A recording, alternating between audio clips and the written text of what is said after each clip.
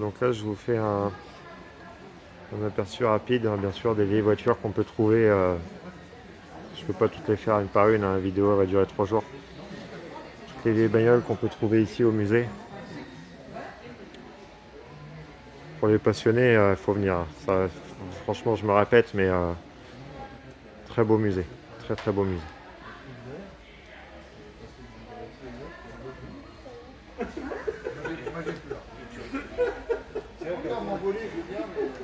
Après, évidemment, hein, en bas, on peut apercevoir les petits monstres.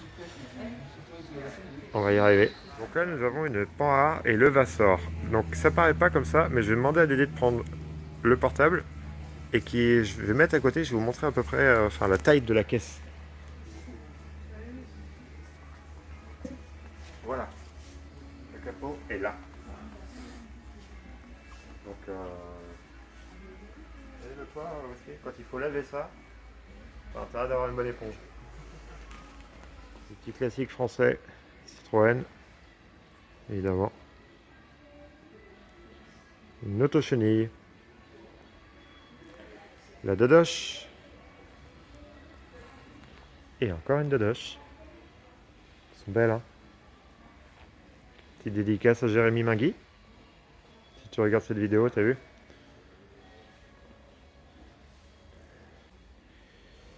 Et là, bien sûr, on a le futur trophée des 24 heures du Mans, qu'on va devoir trouver à poser sur l'étagère. Bien sûr, je déconne. Je vous montre ce que ça fait.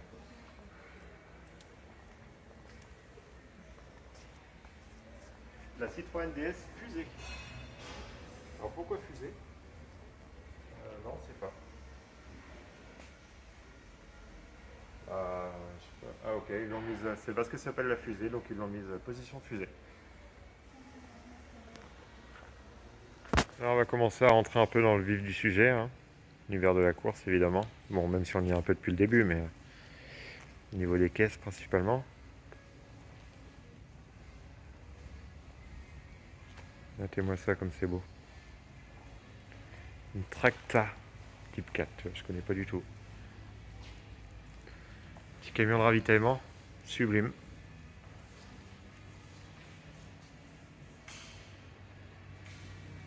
Il est magnifique.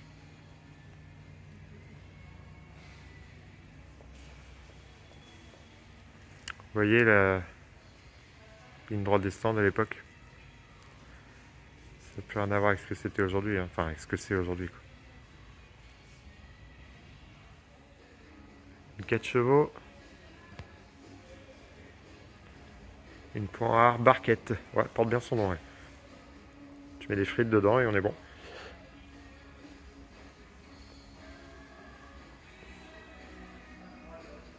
Oh là là. Ferrari 166 MM. Ferrari 250 GTO.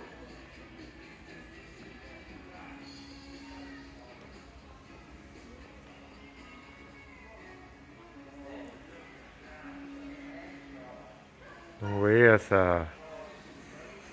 Vous sentez cette odeur d'histoire. Carroll Shelby, excellent. Ken Miles, tous ceux qui ont vu Le Mans 66, hein, je pense que ça, voilà, hein, ceux qui ont vu Le Mans 66, ils connaissent un peu l'histoire. Du coup, bon, évidemment, hein, il y a une petite part de fiction, j'imagine, pendant le film, mais en gros, voilà, c'est la vérité, ce qui s'est passé. Enfin, ils se sont quand même, voilà, ils ont quand même bien, comment dire, travaillé l'histoire. Ils sont beaucoup renseignés, tout ça, pour pouvoir refaire le film, et en majorité, la majorité du film est la pure vérité de l'histoire de Carroll Shelby et de Ken Miles.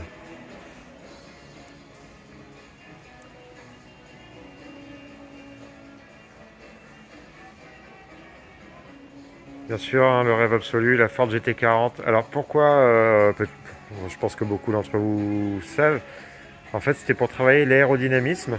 Ils mettaient des bouts de ficelle avec des morceaux de scotch et un gros ventilo devant la gueule de la bagnole. Et en fait, ça a montré exactement comment réagissaient l'air. Ça montrait comment réagissait l'air sur la voiture et ce qui permettait de retravailler l'aérodynamisme. Voilà. Normalement, j'ai pas dit de conneries. S'il y en a qui connaissent un peu plus le truc, confirmez-moi. Soit peut-être que j'ai dit de la merde, mais je crois pas. Il me semble que c'est ça. Belle horloge mythique des 24 heures du Mans.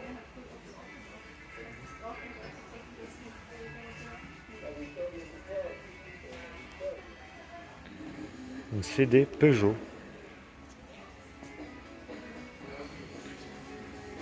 235 km/h de vitesse max pour 108 chevaux.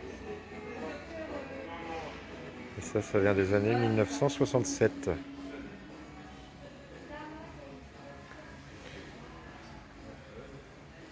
Chevrolet Corvette C3 74-75, 300 km/h, 330 km/h pardon, pour 450 chevaux. Aïe aïe aïe, mettez-moi ça.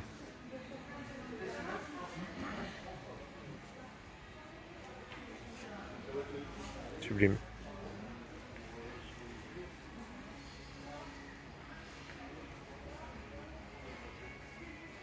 Vous voyez, hein, il y a de tout. Hein. La Matra Simca GT40 évidemment.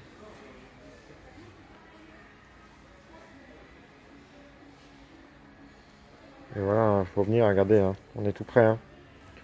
Pour profiter au mieux de la conception de la voiture et de l'espace exigu pour le pilote évidemment.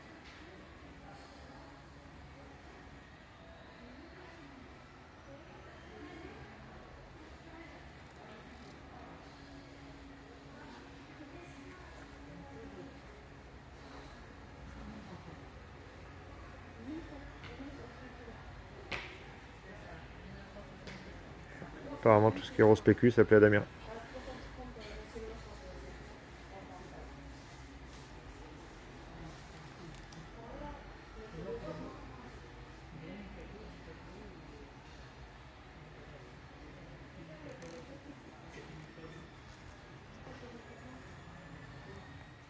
La Peugeot 905 maquette. Donc là on est sur 620 chevaux, 365 km/h avec une cylindrée de 3499 cm3. Une Bentley Speed 8.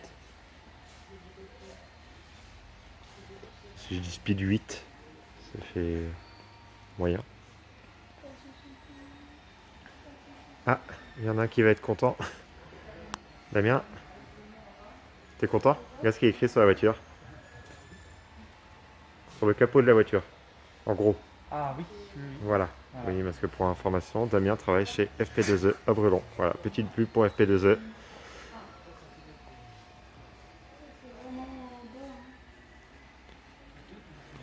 C'est des monstres. C'est des monstres. Courage.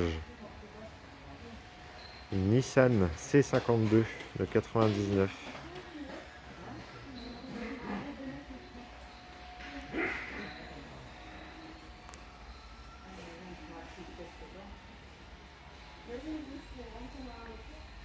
Audi R8 FSI, pardon, de 2002.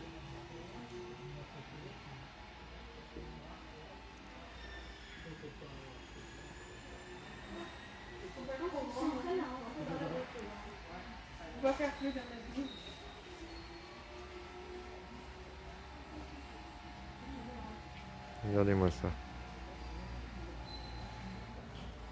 Que des bijoux.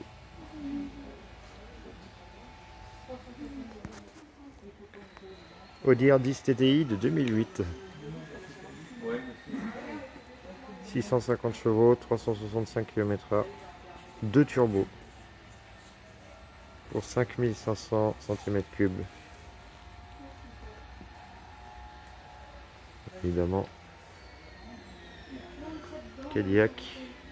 Donc évidemment on peut pas parler d'Audi sans parler de Peugeot. Peugeot 908 HDI. Et 2009. Enfin, déjà 2009. 700 chevaux.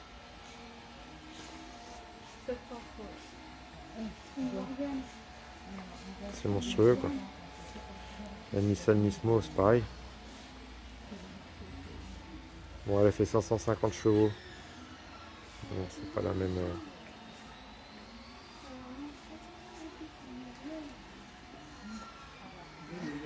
Ah oui, si, là on a la voiture Henri Pescarolo. La Courage Pescarolo, une Peugeot C60.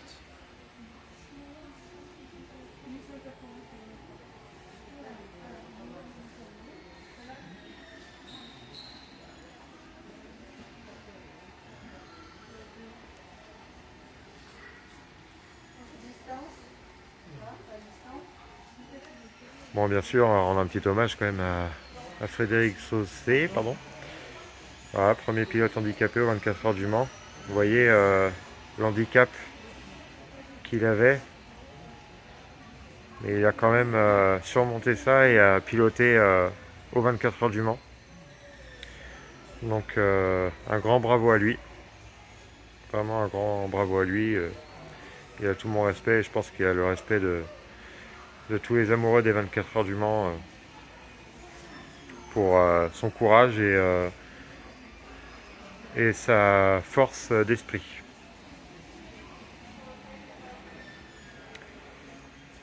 Une Morgan On Rock.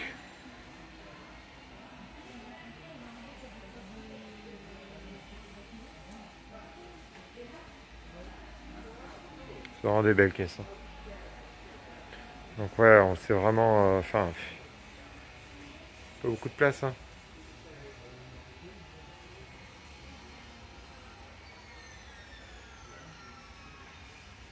Donc c'était la voiture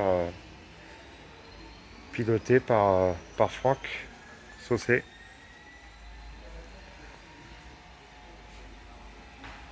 Magnifique.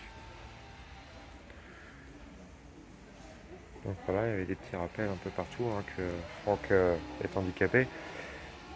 Donc ça a été aménagé, le système avait été aménagé pour lui de manière à ce qu'il puisse piloter malgré son handicap.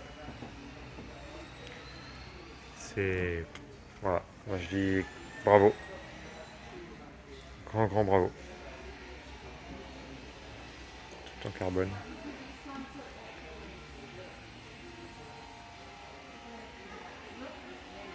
Audi e-tron Quattro R18H 2013, 490 chevaux.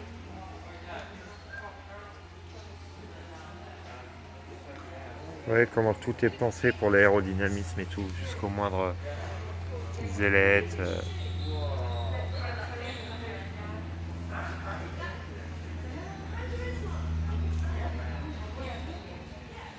C'est flippant hein, quand tu penses que le pilote il a ça pour rentrer dans le véhicule.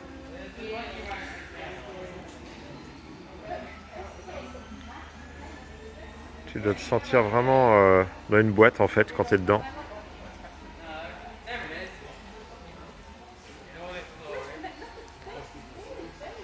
C'est assez fou. Porsche 911, type 997 GT3. 500 chevaux quand même. Hein. Elle est magnifique.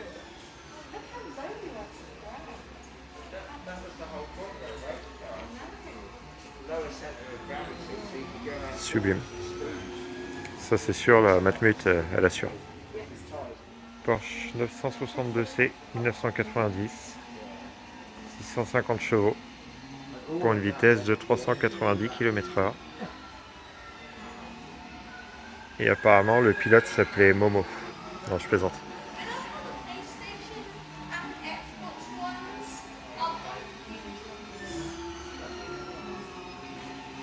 Une De Dion Bouton de 1885.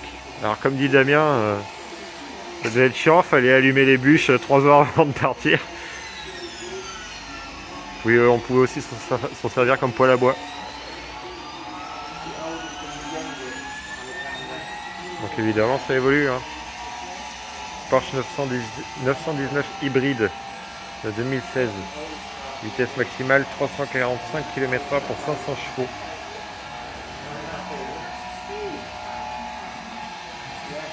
Vous voyez, on a les petites vidéos qui passent derrière.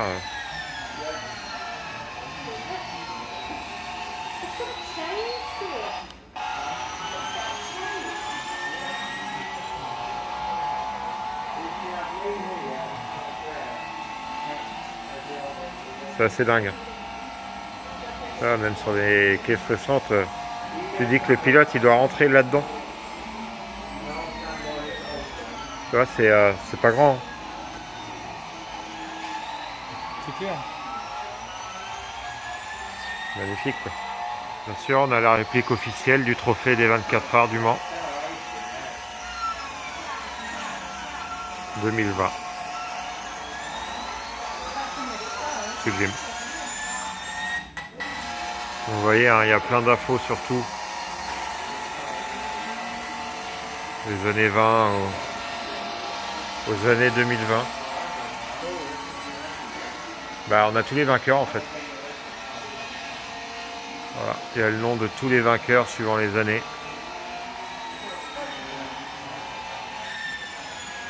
Voilà, hein,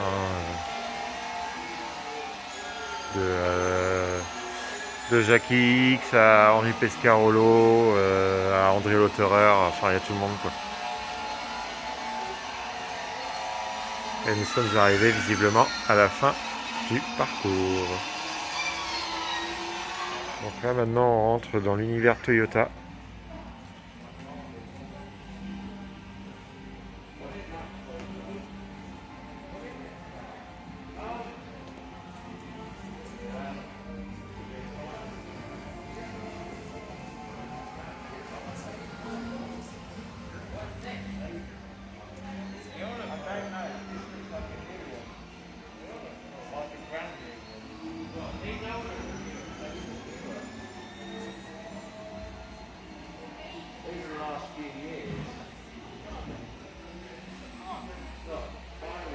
Toyota, un vainqueur cette année encore. Mes félicitations à Alpine quand même pour sa magnifique 3e place. Donc voilà, on voit que les voitures sont soumises à rude épreuve, hein. On ne ressort pas d'une course de 24 heures sans stigmate.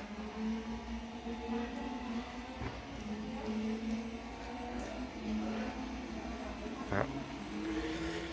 Il avait éclaté mon papillon préféré. Je l'avais appelé Dimitri.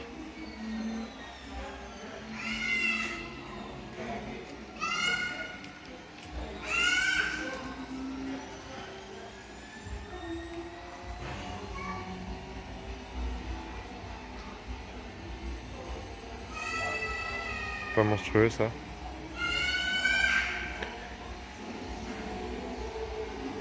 Peut-être un peu abusé pour aller chercher le pain, mais pour faire une course,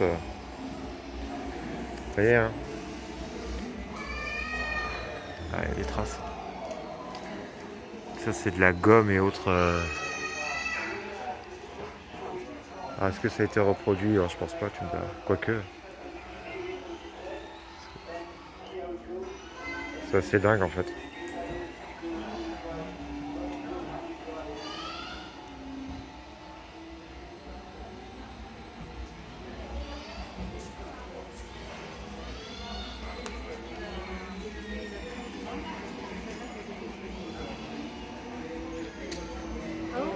Regarde,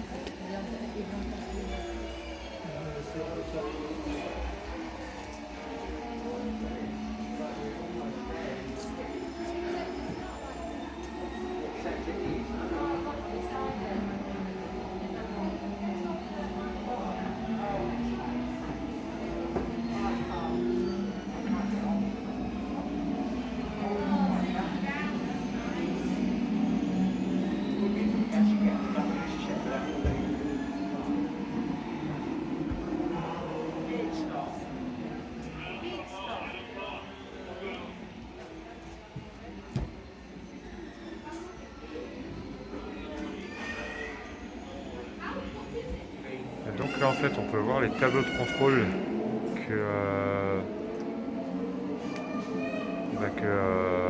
comment on va dire, les teams elles ont en fait pour voir voilà, où en sont leurs caisses et puis celles des autres évidemment. Voilà, on voit bien que c'est détaillé. Il y a les vidéos, il y a les classements, l'endroit où se trouve la voiture.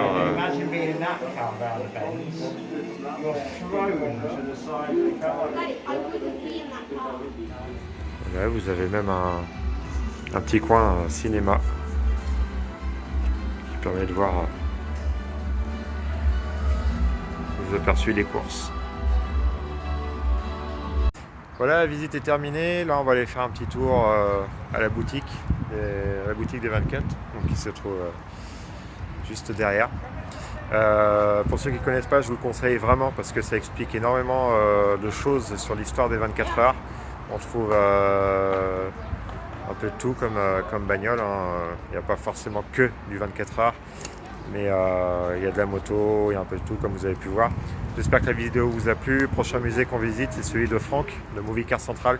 N'hésitez pas à aller sur sa chaîne, abonnez-vous, cliquez sur la cloche de notification. Même chose pour ma chaîne, ça m'aiderait bien.